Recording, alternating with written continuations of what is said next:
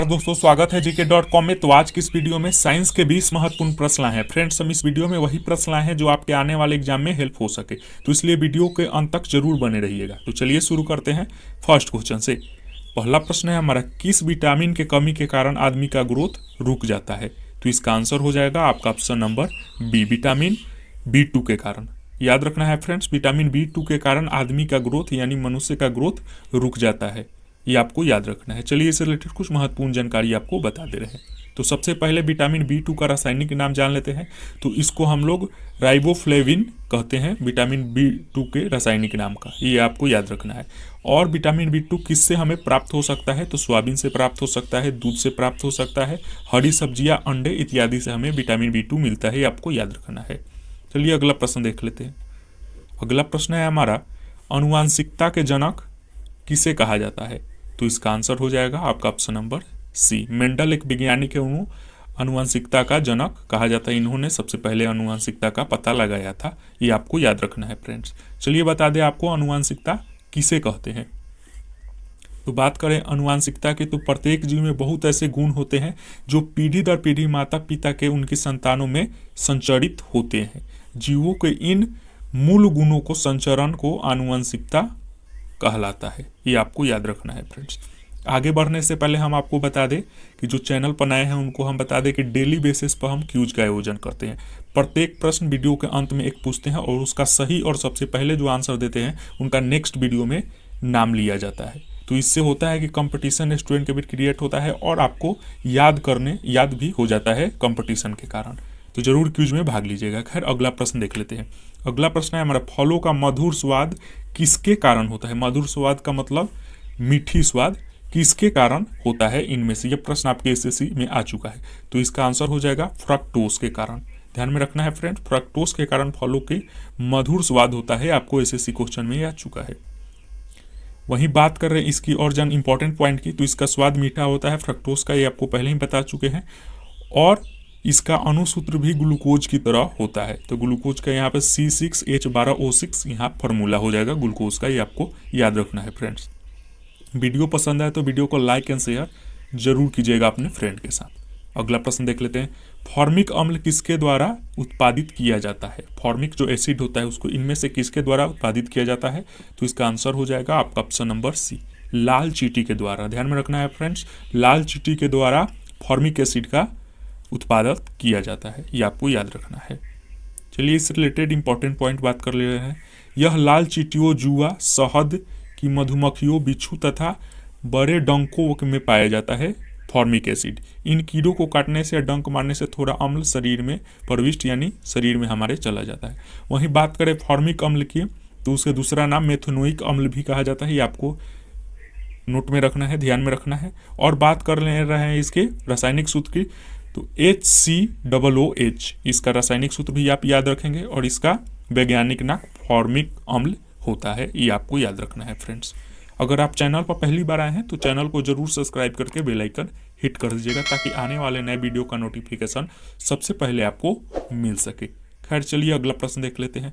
अगला प्रश्न है हमारा, मुलायम कोयला जो सॉफ्ट कोयला होता है, कुक होता है, उसके इनमें से किस नाम से जाना जाता है? तो इसका आंसर हो जाएगा आपका ऑप्शन नंबर डी, बिटुमिनस के।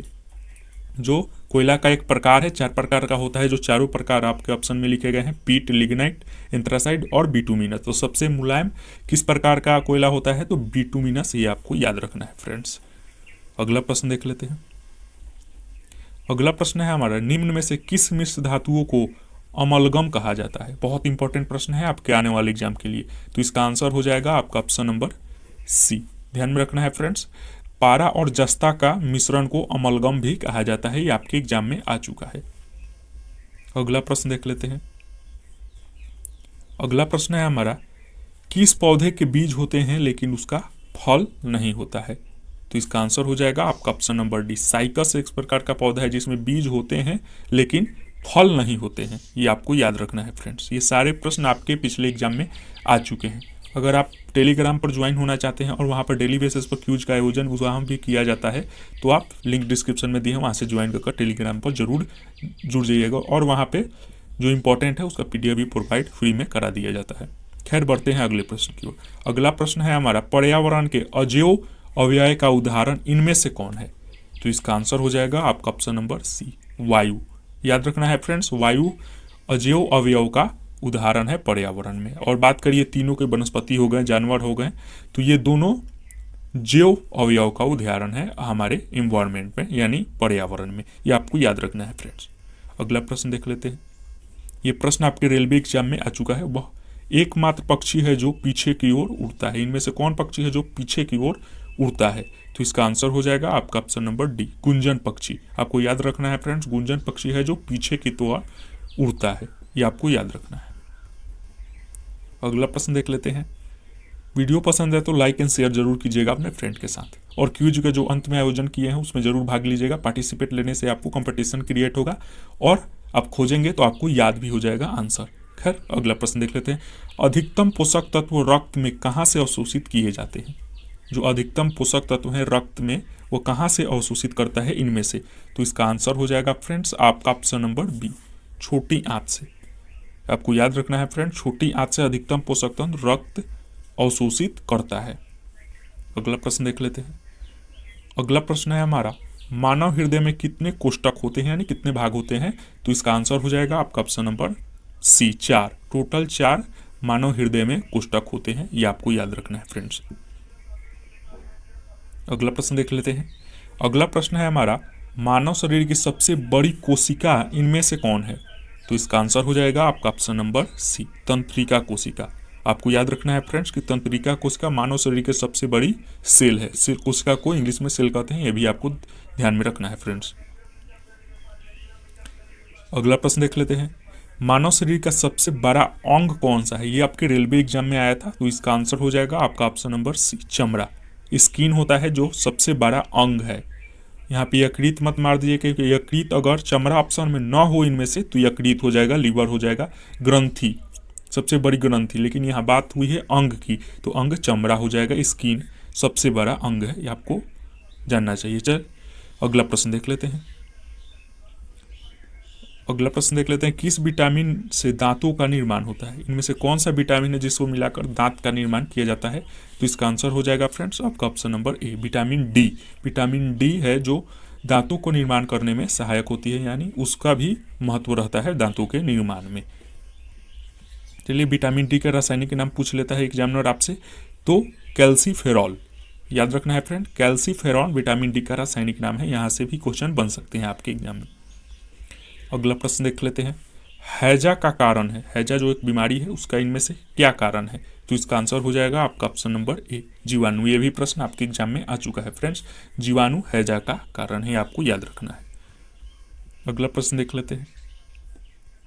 अगला प्रश्न है, शरीर के किस अंग की खराबी से मधुमेह रोग का प्रकोप होता है? यानी जो डायबिटीज होती है, शुगर, वो इनमें से किस अंग की खराबी से होती है? तो जो हमारे शरीर के पैनक्रियाज हैं वो खराब हो जाते हैं, उनके कारण से मधुमेह यानी डायबिटीज रोग हो जाता है। ये आपको याद रखना है। अगला प्रश्न देख लेते हैं। हास्य गैस का रासायनिक फार्मूला होता है, हास्य गैस, हंसने वाला गैस, नाइट्रस ऑक्साइड। तो इसका आंसर हो जाएगा आपका ऑप्शन नंबर बी, N2O। आपको याद रखना है फ्रेंड्स, N2O हास्य गैस का फार्मूला होता है। आपको कंफ्यूज नहीं होना है NO2 में और N2O में, तो इसका आंसर हो जाएगा N2O। आपको याद रखना है, याद रखिएगा आपके आने वाले एग्जाम के लिए। अगला इंपॉर्टेंट प्रश्न देख लेते हैं। अगला प्रश्न है, पोलियो का इनमें किस वैज्ञानिक ने आविष्कार किया था? जो पोलियो टीका है जो बच्चों को दिया जाता है, वो इनमें से किस वैज्ञानिक ने सबसे पहले बताया था या खोजा था? तो इसका आंसर हो जाएगा आपका option number C, Jonas Salk. जो एक वैज्ञानिक है, उन्होंने पोलियो का सबसे पहले पता लगाया था। ये आपको याद रखिएगा। अगला प्रश्न देख लेते हैं। अगला प्रश्न है हमारा, निम्न में से कौन सा तत्व सर्वाधिक विद्युत ऋणात्मक है? यानी सबसे इनमें से जो चारों में से सबसे अधिक विद्युत ऋणात्मक इनमें से कौन है? तो इसका आंसर हो जाएगा आपका option number B, fluorine. Fluorine तत्व सबसे ज्यादा इनमें से विद्युत ऋणात्मक होता है। याद रखिएगा फ्रेंड्स। आज का अंतिम प्रश्न देख लेते हैं। अंतिम प्रश्न है हमारा, न्यूट्रॉन का खोज किसने की थी? तो इसका आंसर हो जाएगा आपका option number C, James Chadwick ने।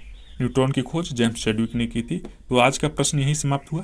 चलिए, जो कल का प्रश्न पूछे थे, तो कल का प्रश्न हम पूछे थे, दक्षिण भारत का गंगा किस नदी को कहा जाता है? तो इसका आंसर हो जाएगा आपका ऑप्शन नंबर ये ऑप्शन सॉरी नहीं है, इसमें गोदावरी नदी, ये आपको याद रखना है फ्रेंड्स। बहुत सारे स्टूडेंट सही जवाब दिए थे जिनका नाम हम डिस्ट्रॉय करेंगे कुछ समय में। तो चलिए नाम डिस्ट्रॉय करने से पहले उससे पहले आज का प्रश्न पूछ लेते हैं। तो आज का प्रश्न है हमारा, बंगाल का शोक किस नदी को कहा जाता है? ये आपको कमेंट सेक्शन में सबसे पहले और सही बताएंगे तो आपका नाम नेक्स्ट वीडियो में आ जाएगा। तो चलिए जो कल बताए थे सही आंसर उनका नाम डिस्ट्रॉय कर देते हैं। तो जो भी विनर हुए हैं उनको हमारी तरफ से बहुत बहुत बधाई। तो आप ऐसे ही पढ़ते रहिए। चलिए नाम डिस्ट्रॉय करें तो सबसे पहले मनोज कुमार, देव कुमार, राजकुमार, विनय कुमार, कुमार क्लासेस, कृष्णा मिश्रा, बिट्टू कुमार और रोमन, इनका नाम रोमन है जो कि कमेंट सेक्शन में बताए थे। और बात कर ले रहे हैं आगे, तो वाईटी योगेश जो रेगुलर बेसिस पे ये क्यूज का आयोजन करते हैं उसमें शामिल ये होते हैं। और अगले नंबर पर हमें श्याम JNP सरोज और चंद्रशेखर यादव और सबसे अंत में जिद्दी गर्ल, ये भी आयोजन करती हैं, जो आयोजन करते हैं उसमें पार्टिसिपेट करती हैं। तो पार्टिसिपेट आप कीजिए। मिलते हैं नेक्स्ट वीडियो में, तब तक के लिए God bless you, take care and जय हिंद।